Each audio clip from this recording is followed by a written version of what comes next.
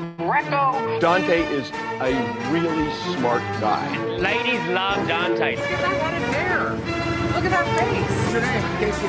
Dante Greco. Dante was me, yours truly. I'm gonna come.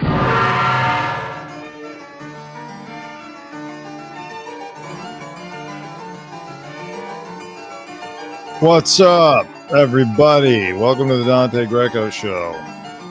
Took me for effing ever to get started tonight. As you can see, I got the old background. I didn't feel like cleaning up the house behind me. So, whatever. If any classic viewers are with us tonight, look at this. We're taking a trip down memory lane. So much to get to. Took forever. I can finally go live on TikTok, but they don't let you. It's a whole thing. I'm trying to go live on TikTok too, because that's where the viewers are. They're not on YouTube. I hate to break it to you if you're watching on YouTube, but you're one of few. I prefer YouTube, but TikTok is where it's at. So follow me on TikTok, by the way, if you don't already, so we can kind of cross promote. Let's just get into the news. All right. We've wasted enough time. Tori Spelling is continuing her fake sympathy tour, trying to get money out of her mother, trying to get money out of, I don't know, Dean McDermott, maybe. It's weird. She was seen living in a motel with her kids.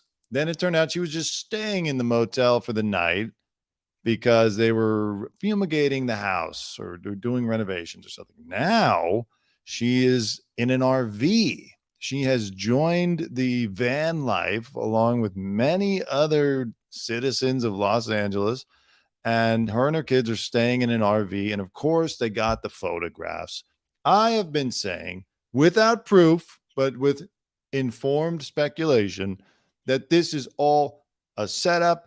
She goes to do these things. She goes to the motel. There's a pap there to take the photos of her. Now she's at the RV. There's a pap there to take the photos of her. It's a good story. It gets her name out there. I don't know. Maybe she's splitting the profits with the pap. Who knows? Or the agency. And she can try to guilt or shame her mother, Candy Spelling, who's probably got $300 to $500 million into giving her a little bit. Because you remember Tori, and I sympathize, I feel for her right here. She only got $800,000 when her dad, Aaron, died.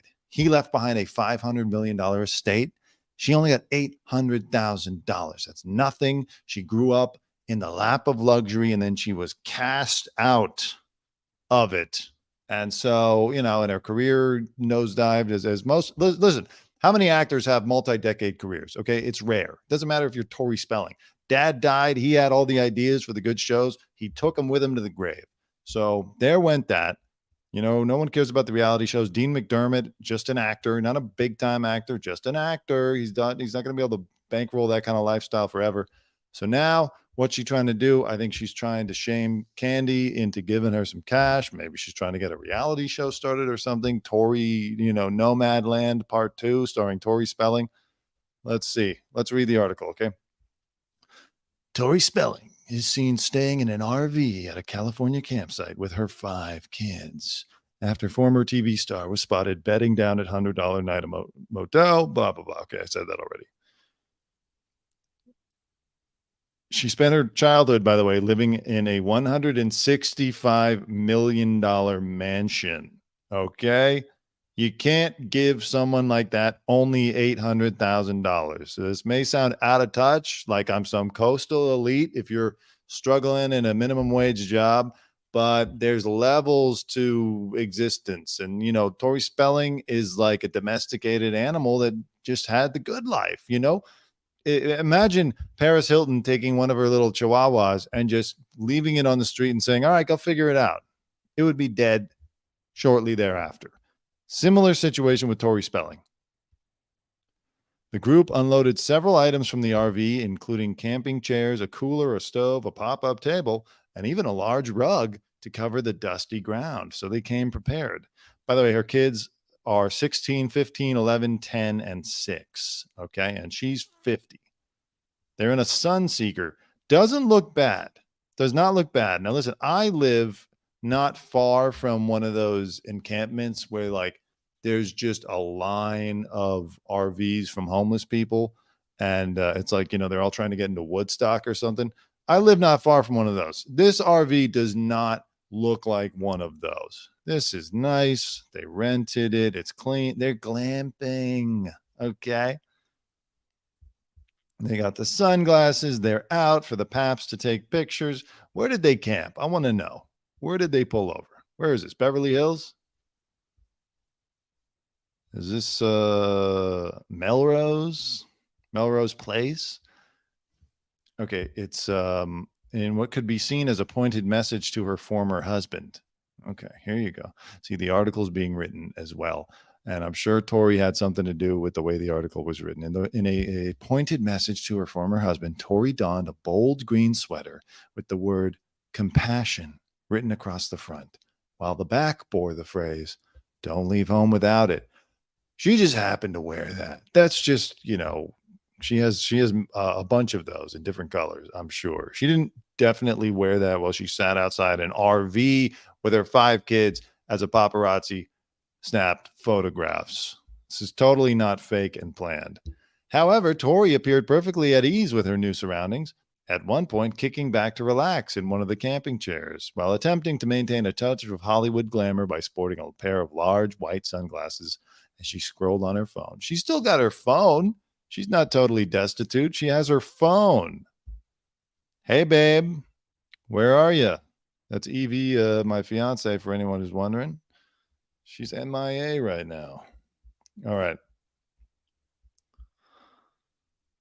Any attempt she made to turn her camping trip into a glamping trip was quickly undone when the former on-screen star had to do some chores. Oh, goodness. Drying out some clothing outside the RV before preparing to cook dinner.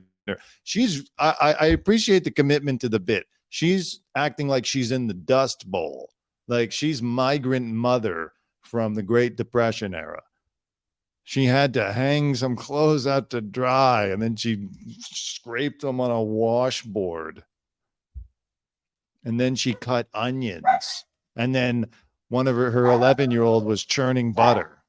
Jesus Christ. Next week, Tori Spelling forced to move to an Amish community because Mother Candy will not help her. In a pointed message to her mother and her husband, she was seen donning I don't even know. What are those? What do you call that what the Amish wear? She was seen donning full body clothing so as not to tempt the men. Look at her. She's all stressed out. This is a story in photos. Okay, there she is trying to look young. There she is. What are we supposed to do? What do you mean? How are we supposed to cook? They're struggling, trying to figure out how to put together the barbecue. What is that? How do we plug in this George Foreman grill? I don't know, kids. I grew up on $165 million. You think I know how to plug in a grill? Doritos and Cheez-Its. How do we open this box? How do we open the box of Cheez-Its? How long did they stay there? They stayed, they were on the coast? Oh, come on. Again, I thought they were in Bakersfield or something. They're sitting there. They pulled up for a nice, relaxing evening or two on the coast with a gigantic Costco-sized box of Doritos and Cheetos, and they're having a hard time. You do it. You do it, little girl. You think I know how to do it? I don't know how to do it. You do it.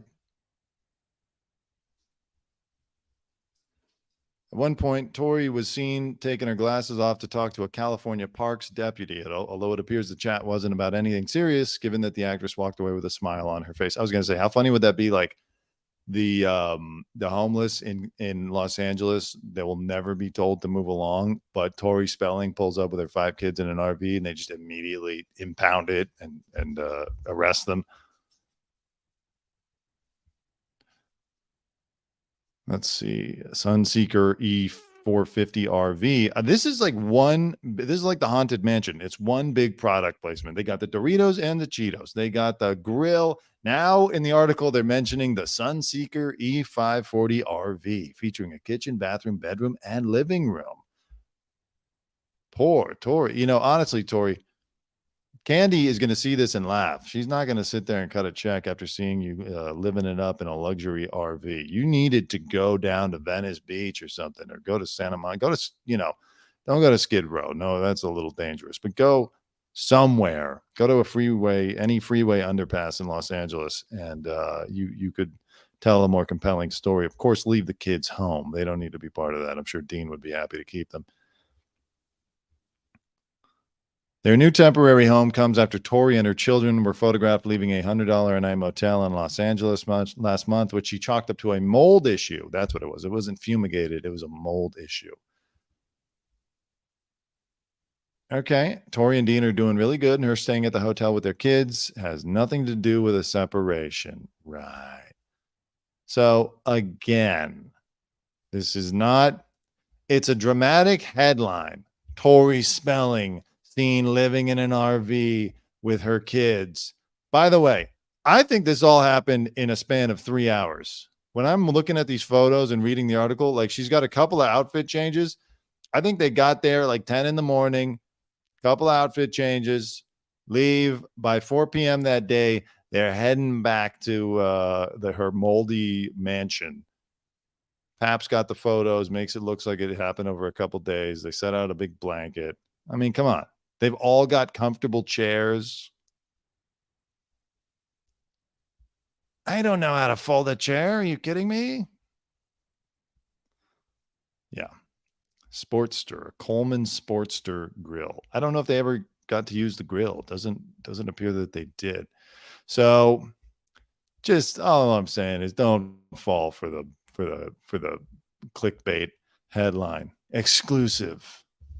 Tori Spelling seen staying in an RV, a California campsite in Ventura County. It's like very nice. It's like next to the beach. Okay. It was a beach day and they just took an RV out there. I would like to do this. I would enjoy the hell that Tori Spelling currently finds herself in. I would enjoy. I could use a getaway to Ventura County. All right. Moving on up. Tom Cruise. We all know Tom Cruise. He's a short man who acts. He's in Mission Impossible. Good actor. I found out that everyone loves Tom Cruise. And like, if you try to make fun of him now, there's guys that come to his defense like, Tom Cruise is the man, dude. Let him do his thing. Because I put up some TikTok videos about him.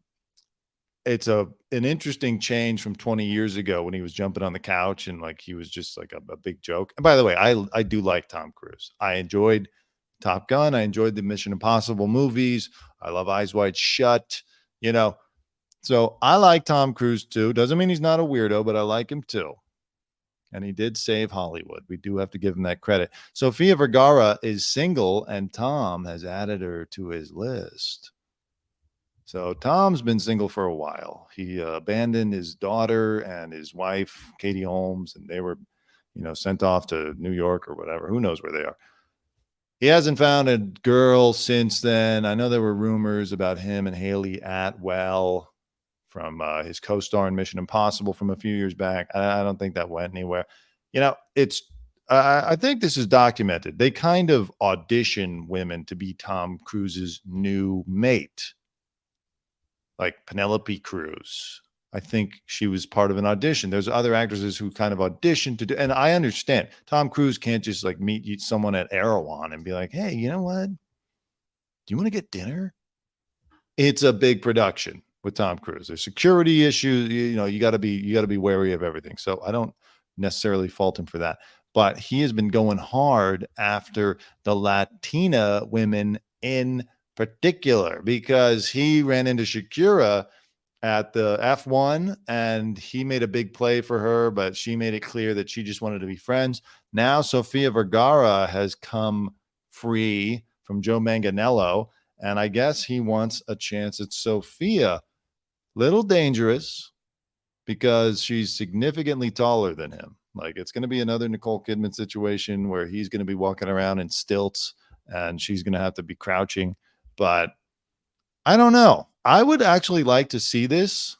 I believe that, first of all, I didn't even realize it. This would be the second time. This is his second chance with Sofia Vergara. See, look at that picture, by the way. Somehow, Sofia Vergara, who's about 6'2", is the same height as Tom Cruise. All right? Tom Cruise, like 5'5". She's 6'3". And there he is, same height as her. He has the most incredible lifts in Hollywood. And she is bowing her head in shame. No, in deference. But I think that, like, Tom Cruise is such a strong personality. He gets his way. He's very enthusiastic. He's a very positive guy. He's always got that smile. I would like to see him get whipped around by Sofia Vergara. You know, a tough Latin woman. Someone with a fiery temper. I would like to see how he reacts to that. Let's read the article. He doesn't think this romance is Mission Impossible. Tom Cruise allegedly wants to reconnect with one-time date Sofia Vergara following her split with husband Joe Manganiello. Does that mean they went on a date one time, or at one time they were dating? Okay, let's keep reading. They were he briefly wooed her back in 2005, shortly before he fell for Katie Holmes. All right, so just before the couch jumping incident, basically. He's about 10 years older than her, by the way. He's 61, she's 51. She's got $180 million. He's probably got at least twice that, if not more. They do have that history already, even if it was more of a brief dalliance than a fully fledged romance. My personal opinion, not trying to be libelous or whatever, but I bet it was one of those arranged things. Sofia back then was not the Sofia we know now. She was mostly still working as a model and trying to get her break in Hollywood. And one of the ways that models and actresses who are up and coming do this is to be seen with more famous men. It happens too with the men and more famous women, but it seems to happen more often. You know, there's like the Leonardo DiCaprio thing. The rumor is always that modeling agencies will pay him a fee to date one of their models that they want to get going for a few weeks and then drop them and move on. But then they've picked up the shine, so to speak. So that's just the hit that I get on this picture in their 2005 dalliance.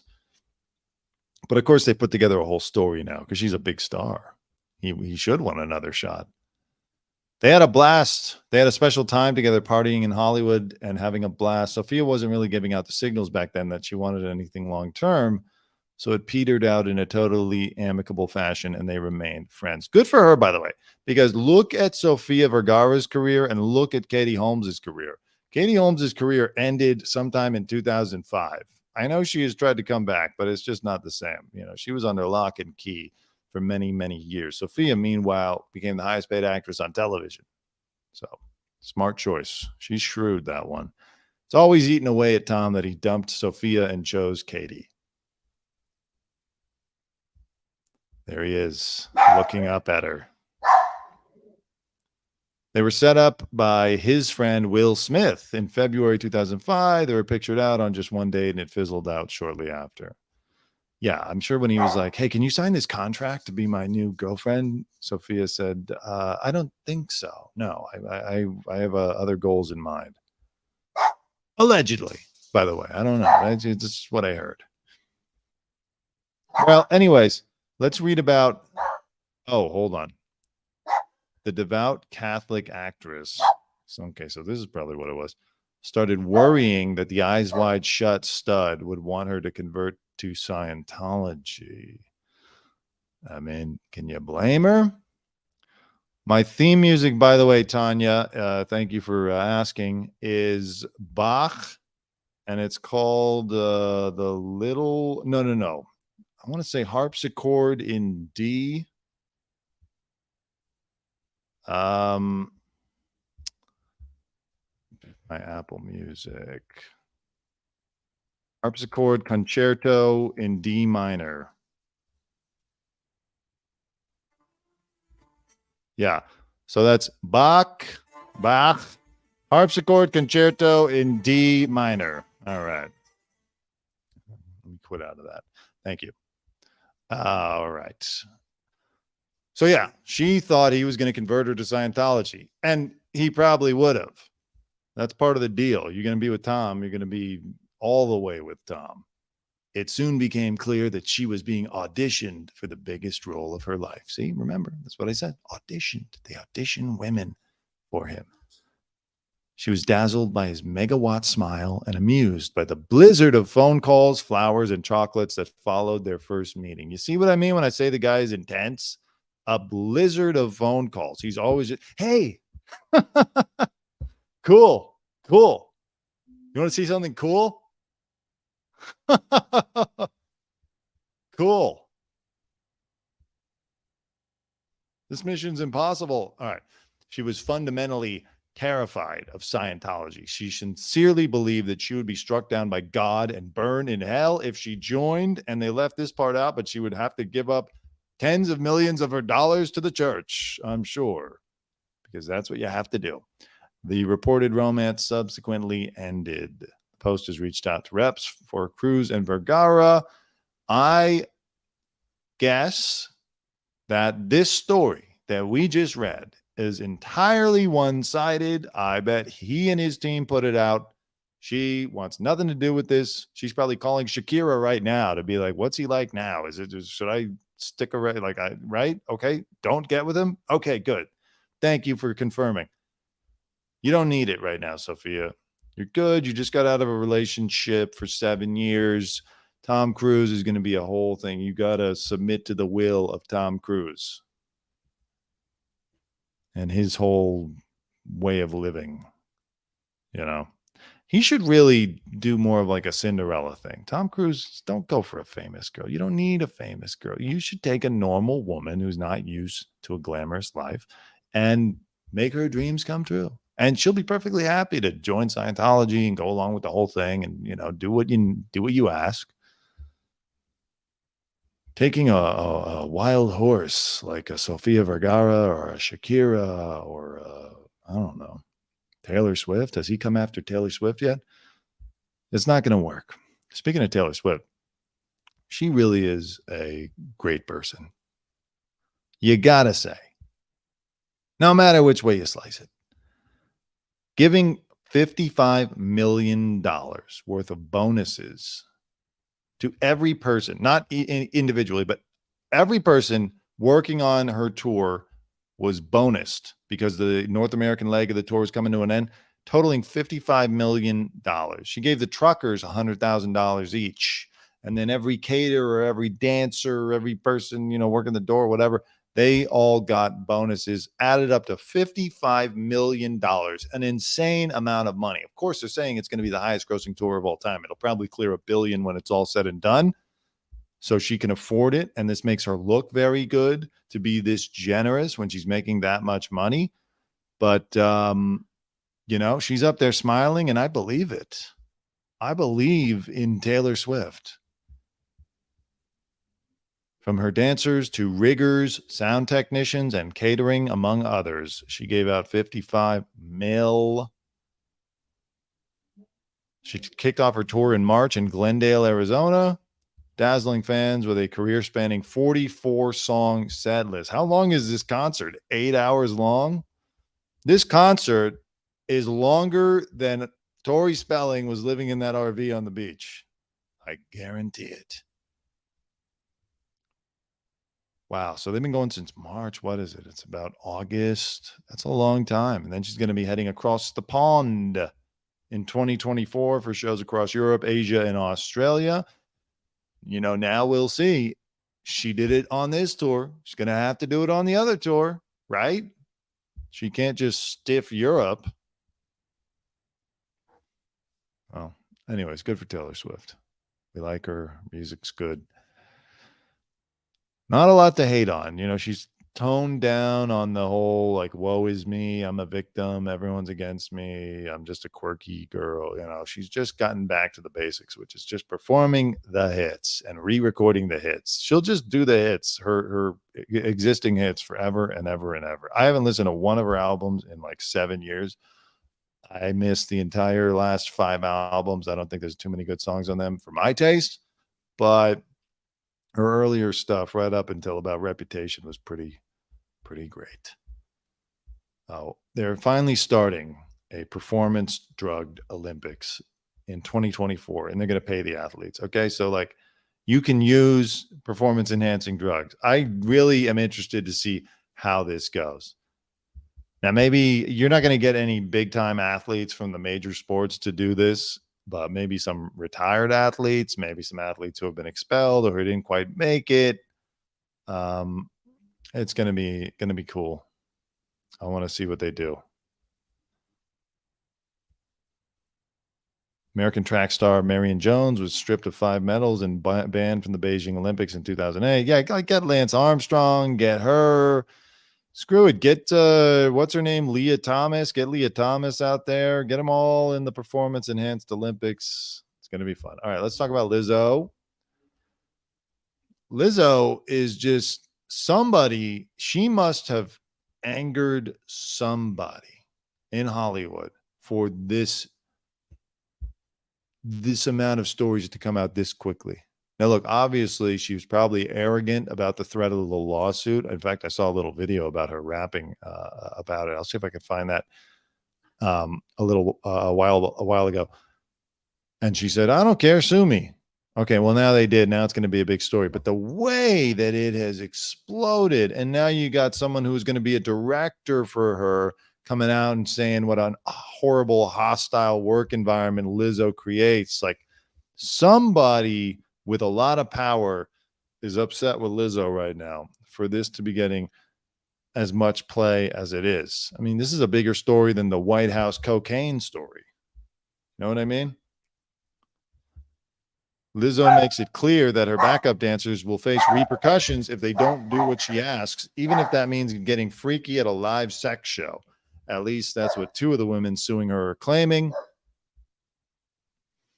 They say there's an unspoken feeling among the group of having to bend to Lizzo's demands or be fired if they don't play ball.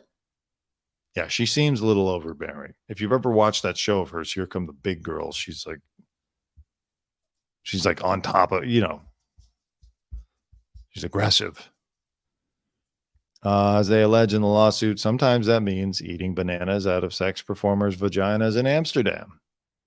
And they told us dancers who went along with Lizzo's idea of fun were rewarded with lavish private jet trips to tropical locations. What is she, the new Jeffrey Epstein?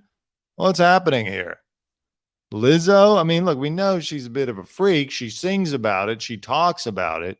As Maya Angelou once said, when someone shows you who they are, believe them. I mentioned this on a different podcast that I do on the ClickPop podcast, that I interviewed her once when I was at TMZ about doing a line of clothing with Tommy Hilfiger. And at the end, I asked some innocuous question, like, what would you say to people who don't like it or blah, blah, blah? And she was like, eat my ass. Like, look, I'm no prude, but it was a little vulgar, don't you think? As for why these girls are no longer working with Lizzo, Crystal says she was accused of drinking before performances, and Ariana claims Lizzo body shamed her for gaining weight, and she claims Lizzo used an admission of an eating disorder to justify her. Lizzo body shamed her for gaining weight. Lizzo, hold on, I got to turn the AC on. It's so hot in here. You can see that I'm sweating. It's really hot here in LA. No wonder Tori Spelling chose the beach to do her fake camping trip instead of the actual desert. She wouldn't have survived that.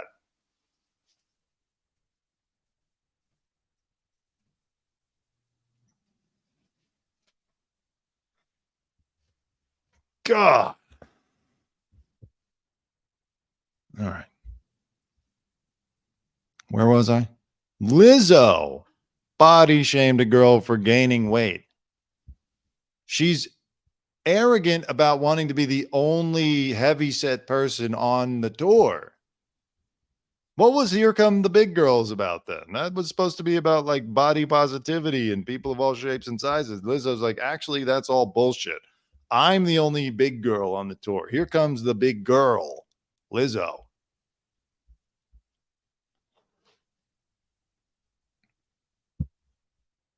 Where's the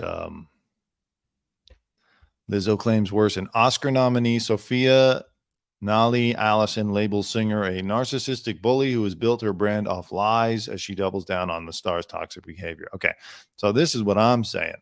You had the lawsuit. Of course, those girls are going to get some publicity. Now you got the director coming out. See, when people hate you, that's why you can't be a jerk when you're working in Hollywood. It's a small, tight-knit community. And when you're a pain to work with, people will eventually come after you. I mean, look what happened to Bill O'Reilly with the release of that We'll Do a Live video. She was working on a documentary with Lizzo in 2019. And she says that her brand, Lizzo's brand, is merely a curated facade. This is her, by the way, the director. To be clear, since I've spoken out, I've had others privately share their very similar experiences. Lizzo creates an extremely toxic and hostile working environment and undermines the work, labor, and authority of other Black and brown women with an X, women in the process. Notice how the documentary ended up being directed by a cis white man. Is Lizzo a racist? Is Lizzo a white supremacist? No way. She's a narcissistic bully and has built her brand off of lies. I was excited to support and protect a Black woman through the documentary process, but quickly learned her image and message was a curated facade. Well, of course, that's what I wish everyone would realize.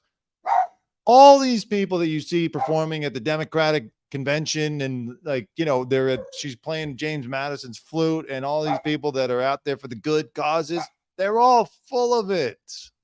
They're fake, nice people. The people that are always super nice and positive, they're hiding a real darkness inside of them. As this woman says, as this woman says, it's a facade. Curated. Lizzo is here for the right things. She's supporting the right causes. She's important for her message. Meanwhile, she's forcing her dancers to eat bananas out of some Amsterdamian prostitute's vagina, or dancer, whatever. It's exhausting. I stand with the dancers and anyone else. Mocha, come on. Sorry, I got these dogs.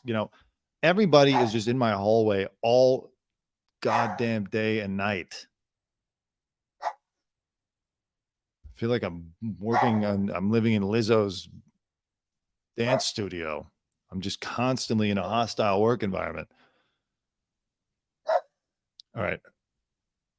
She said that Allison began that she does not normally comment on anything pop culture related. Of course not. Why would somebody who works in documentary and entertainment comment on pop culture things? Like, what is that's a little pretentious, don't you think? I walked away after about 2 weeks. I was treated with such disrespect by her. I witnessed how self-centered, arrogant, and unkind she is. I was not protected, and I was thrown into a shitty situation with little support. My spirit said to run as fast as you effing can, and I'm so grateful I trusted my gut. Look, Lizzo is probably a major asshole. I don't know if maybe she was treated this way on the way up. I can't imagine people were kind to Lizzo on her ascent into stardom. She's a unique look for a famous pop singer. By the way, I have interviewed Lizzo a couple of times. She was always nice. She's generally pretty cool. So but again, that doesn't really mean anything. We don't know. People that you see on TV that seem all nice and cool, behind the scenes, they're yelling at their staff all day long. But nice, come on. I feel like Allison, Nolly, whatever. I'm not being protected. I'm in a shitty situation here with you two. All right. I mean, look, it's a celebrity. Celebrities have big egos, especially in the music industry. I think music industry people have the biggest egos of all, because at least on movies, it's very collaborative.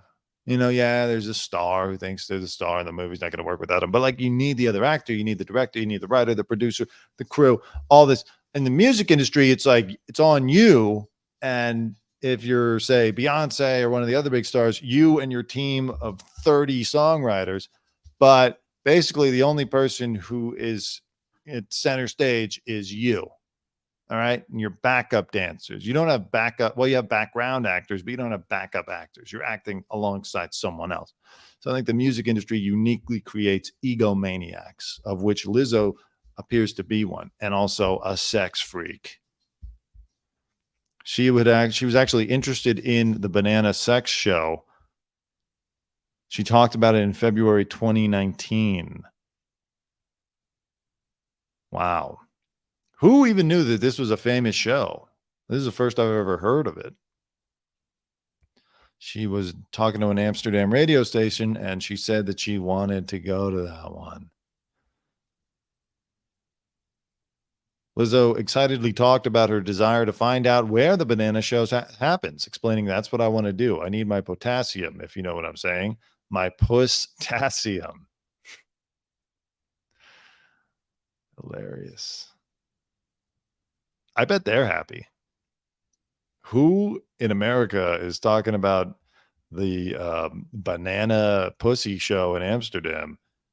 Who was talking about it before Lizzo? They should send her a some kind of gift bag. There she is. Lizzo took her dancers to Banana Bar and pressured them to interact with sex performers. Yeah, you can't do that. You got to remember, aren't you friends? Your coworkers and your employees are not your friends. They will sue you. As soon as you're in a professional relationship, just get yourself ready to be sued, because there's always one person that's, looking to sue you. They're just compiling a list. The dancers claim Lizzo began inviting cast members to take turns touching the nude performers, catching dildos launched from the performers' vaginas, and eating bananas protruding from the performers' vaginas. Or you are fired. Is that what the story was? Jesus Christ. She may as well just go back now. Just be like, you know what? Hey, Banana Bar, I'm coming back. Secret's out. Okay. Real quick before I wrap this up. I just want to say, conservative Twitter will tell you to stay out of cities, move out of the cities. I will tell you to stay out of those goddamn lakes. Yet another child, straight A student, 17, dead from a brain-eating amoeba after swimming in a lake with friends in Georgia. Lakes are disgusting. They're murky. There's all kind of weird dirt and raw trash and moss and stuff inside of it. Every time I read about a lake in the news, it's because someone died in it. It's usually a brain-eating amoeba, or there's the guy who was electrocuted last week for some reason. He jumped into the lake and there was an electric current. And this girl, Megan Ebenroth of Deering in McDuffie County near Augusta, is the third person this year to die from a brain-eating amoeba in the U.S. It's even worse because it just swims into your nose somehow. You don't even realize it, and then you're dead. The water doesn't move enough in these lakes. It's disgusting. Now, if you live in the Midwest or the South or something, you're a lake person, you're probably calling me some out-of-touch libtard. And maybe you're right. I grew up near the beach, like near where Tori Spelling was camping. So I'm used to water that is in constant movement. Yeah, is there sewage in it? Sure. But you take a couple days, you let the sewage wash away, and then you're in. There's no braining and eating amoebas. She was infected by a single-celled organism called Naegleria fowleri that can get up the nose of swimmers and travels along nerves to the brain. Absolutely terrible. In February, a man in Florida was also reported to have died from the infection after rinsing his nose with tap water. All right, cross Florida off the list. Sorry, DeSantis, but you got bigger problems than Disney. You got brain-eating amoebas in your tap water. Yeah? Okay, good. All right, whatever. What's your name? Okay, good. Oh, there he is. How crazy is that? I literally just said DeSantis, and out of nowhere, a DeSantis advertisement appears on my computer. They're listening. How crazy is this? I just looked up and realized that I've been broadcasting a podcast on YouTube. They're listening to me. All right. Is there any other thing that I want to talk about before we call it a night? I can say, oh yeah, what the hell was going on Twitter earlier? Jew York is trending. Like, what the? I don't get it. People are melting down on Twitter and attacking Elon Musk because Jew York and Jew Mexico are apparently trending. Do you know why they are trending? Because you keep tweeting about it trending. Wow. Very strange. Strange place. Did I say Twitter? I meant X. Please don't cancel me. All right. You know what? I want to talk about the guy from Love is Blind who says that he's about to be homeless because the show paid him $10,000 and now nobody will, for several weeks of work, and nobody will hire him or take him seriously in the world of software anymore. But it's getting late. And I want to be able to give that oh shit, let me get that Jew York thing on. I want to be able to give it my full Tom Cruise, my full attack. So I'm going to call it a night here. Thank you for watching. Thank you for joining us. Please, I don't even care about any of these other things. Just follow me on TikTok. Okay. At the Dante Greco Show. That's the only one that seems to matter anymore. And of course, subscribe to this if you're just watching and you're passing through. All right. Okay, great. Now that's not working. One of these nights. All right. Okay. 1 second. Here. Have a good life. We will see you soon. Much love. Thank you. Love. All right, Dante. So once again, thank you to my brother. Tell him your name again. Dante Greco. 2 words. Made in America. Dante, you're doing great. I never anybody over in my life. It's from. Listen, I want you to leave my good friend Ringo alone. Yeah. Pal, Hal. Have a good day.